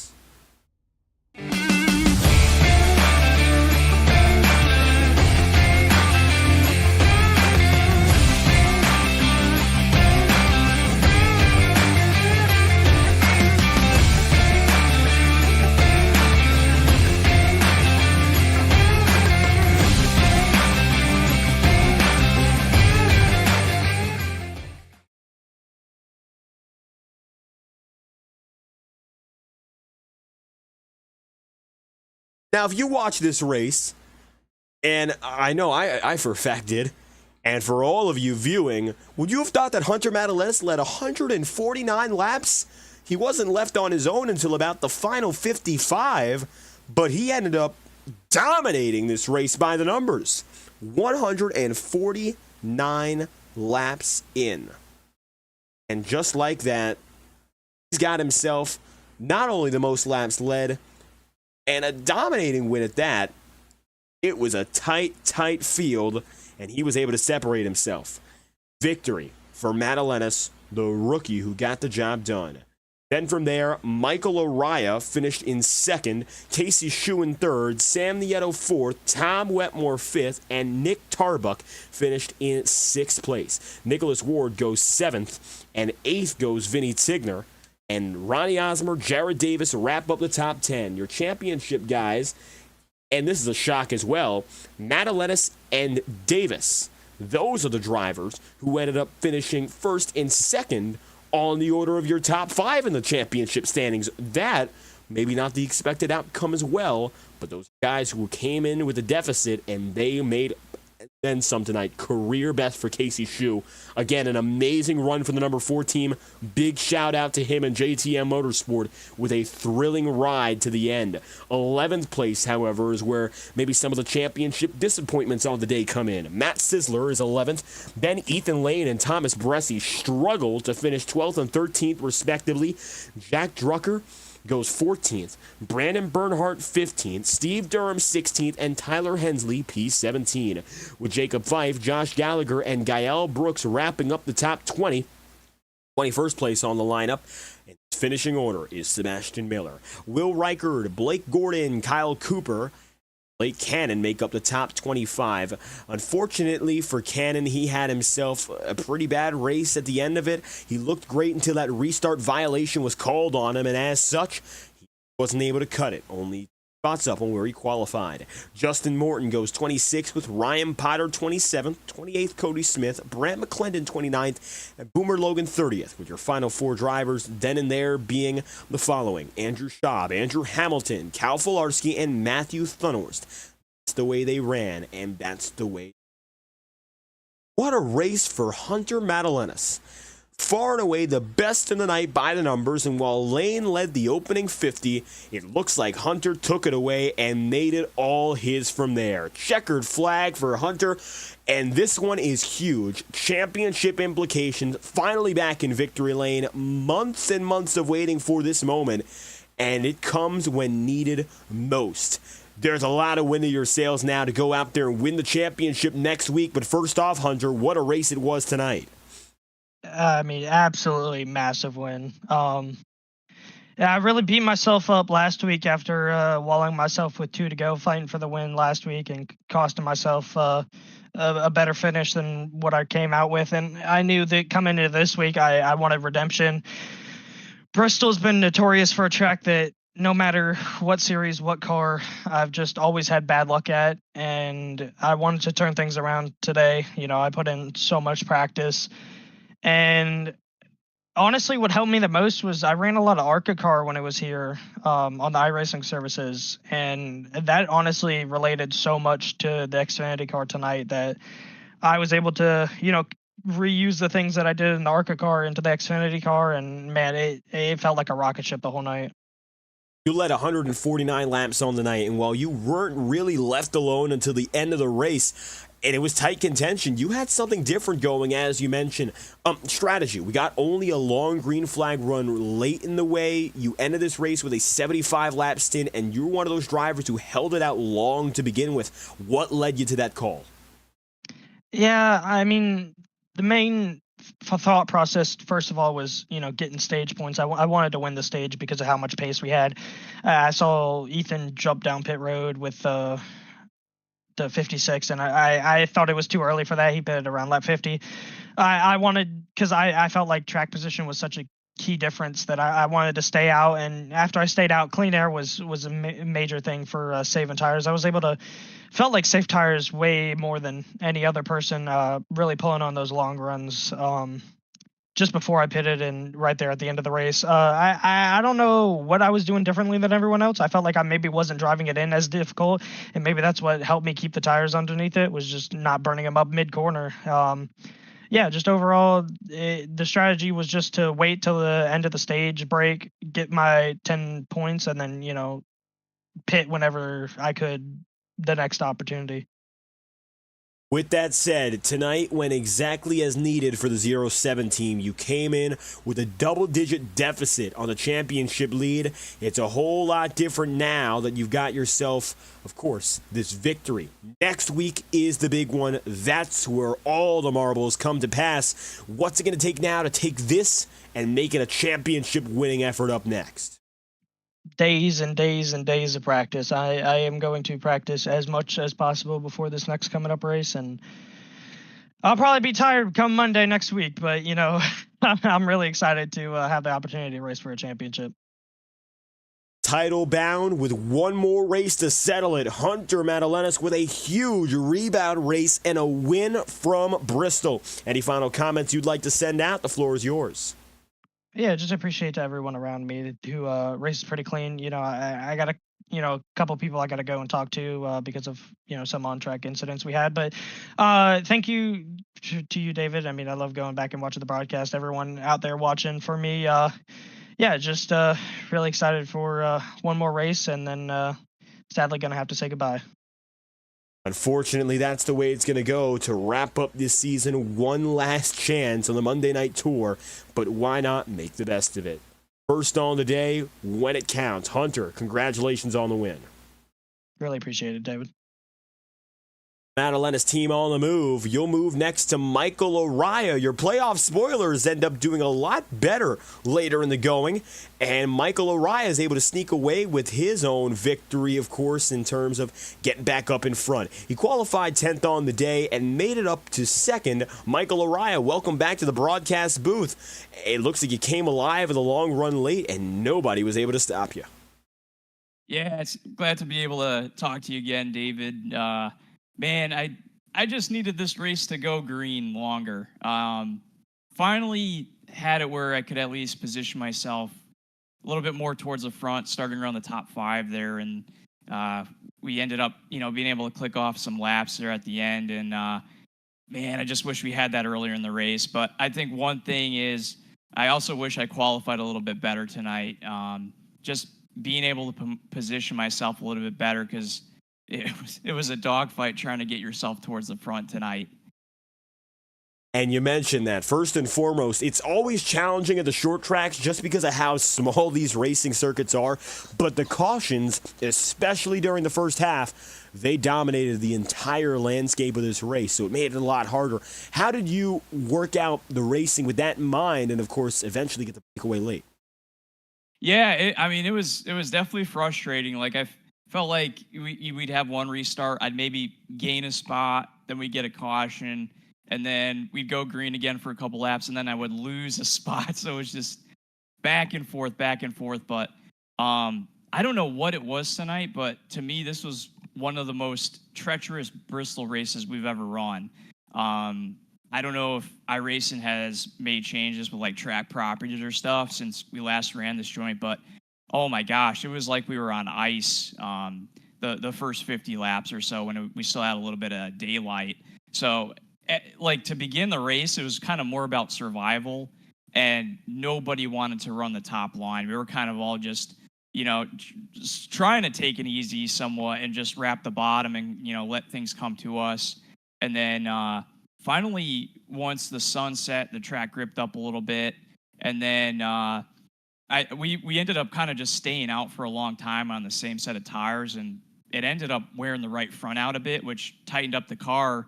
And then it's almost like the middle to top line started to come in. So it was just really weird. But I would say for me, it was just, making sure I didn't get caught up in any wrecks and just try to be methodical as much as I could to, get a spot or two here and there. And that's kind of really what it took tonight. And before you knew it, I was around the top 5. And then once you're around the top 5, then you have a shot at least. So I was able to be in position to make something happen. And of course now, the only thing you can chase after with this final week ahead of us is victory. Last time you were at Homestead in the Octane Series, of course, things went great for you. It's a track you've been successful at before, and the only thing you're focusing on is going out there and winning. Will any of that experience transfer over directly for what's to come? I definitely believe so. I think you got to take the same mentality that I had last year and what we were running last year, even if it was a different car with the Gen 4. These Xfinity cars, they still do a lot of the same, with wearing out the right rear. And with Homestead, you really got to manage that. So I'm going to try to take a similar approach as what I did last year. And yeah, I hope just for my sake, I'm fast enough where I'm just in my own zip code and I'm not near anybody. But, I understand what people have, what's on the line for them with the championship battle. So got to be respectful about that. But I'm just hoping maybe I'll have enough pace where I'll just be in my own zip code and win the thing easily. Of course, big goals, but you've got that experience and the success to back it up. Michael Araya, second place today in our second to last race, looking for one more on the final shot. Any final comments you'd like to send out? The floor is yours. As always, thank you, David, for the broadcast, the admins in IRL, and my sponsor, Sim Speed Shop, for being on board the car. Michael Araya, middle of the podium from Bristol, Tennessee. Thank you for your time. All right, thank you. First time all season long, we're bringing in the number 4 of Casey Shue, who we saw come alive late and make it to the top 3. Casey, welcome back. What a race for you at the end. You made the right call, a shorter stint with younger tire, and that gets you up to a career best in the Ignite Series, 3rd place. What a job. Yeah, for once, I decided to do something the right way, I guess, and usually I'm on the other side of that strategy, and I'm the one that's falling backwards, but glad it worked out this time. Better late than never, I guess, with 2 weeks left, but... You mentioned that tonight, the strategy coming into your favor. You decided to go for a 50-lap stint at the end, went down to pit road a little bit after. So with that being said, what led you to make that decision? I'll be honest, I was just... at first, I just saw everybody kind of racing out of their heads throughout the whole field. So I was like, I'm just going to go back and just kind of hang out and call it a night. And then we started going. We kept it green, and I was like, all right, I guess I'll push. And then I kept going up. And then I saw 3rd, and I was like, gosh, I really want a 3rd place. I haven't had one of those in forever. It's been a rough year since I took last year off, so it's finally taken up to this point. But I've felt like I've ran a lot better than the start of the year. But yeah, just off a whim, just went to pit road, just took tires, and just was going to chill until everybody started coming back to me, I guess. And by all accounts, your best race of the season. And, when we talk about the team you work with alongside Thomas Bresci and company, JTM fighting for the championship. They've got chips on the table in that sense. You're going out here, of course, the big thing for you win. So what's it like racing around the championship fight, which, of course, is very much up front? I've told him time and time again, you have your race, I have my race. Just like tonight, I mean, I guess I could have been a nice person and just sat behind him, gave him one spot, but I told him, I said, I'm sorry, I'm going to do this for me. I got my own race. You got your race. Yours hasn't panned out the way you've wanted it to. Mine's got a chance, so I'm just going to go. I'm not going to really care about the title fight. I mean, I'm nowhere close to it. I'm just going to try to end the year on a high note for myself and not really care about where everybody else is at in the picture. And the best race for the number 4 team all season long. Casey Shue wraps up from Bristol in 3rd. Before we head to our season finale, if there's anything else you'd like to send out, we'd love to hear it. No, just whoever's listening, thanks for watching, and thank you for doing the broadcast. It's been a lot of fun doing this again from the break, like I said. So just thanks to everybody for being able to make all this stuff happen in sim racing. Casey Shue, best run of the year from Bristol, Tennessee, finishing 3rd tonight at the end of 210 laps. Thank you for stopping by. Thank you.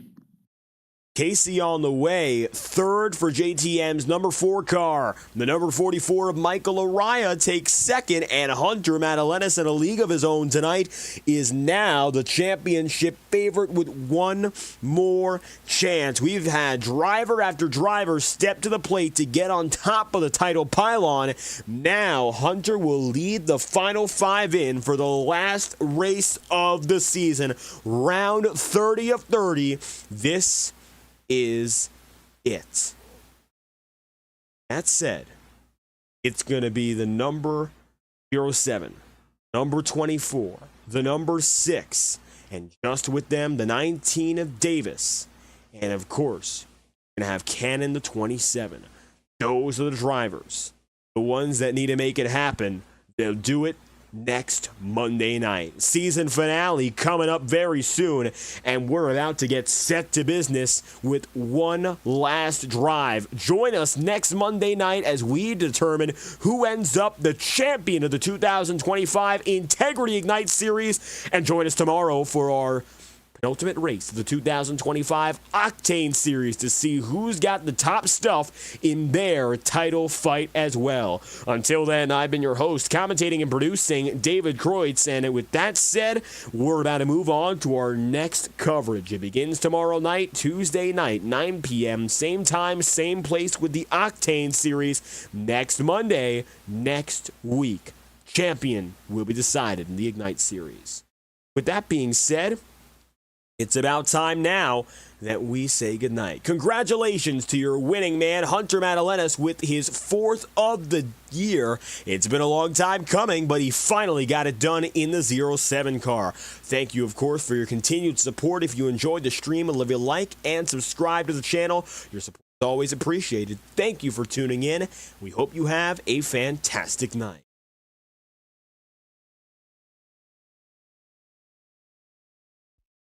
Racing isn't easy, but experiencing it is. iRacing puts you in the driver's seat with the industry's leading sim racing game. Drive on laser scan replicas of the greatest racing circuits from around the world. Go head to head against other drivers chosen by skill-based matchmaking to ensure competitive racing at every level. Compete across all your favorite series. In officially licensed cars, engineered to deliver the most accurate driving experience possible.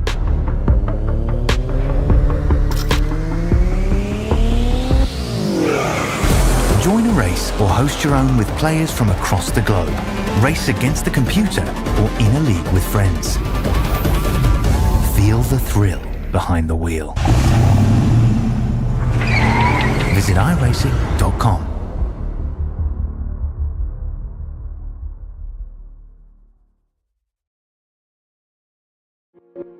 Boundless makes its presence felt. It will not be ignored. We're helping turn ideas into reality with a wealth of building products that take every architectural style to the next level. This is what it's like to imagine, build, and transform anything we want into exactly what we seek. This is what it means to be boundless.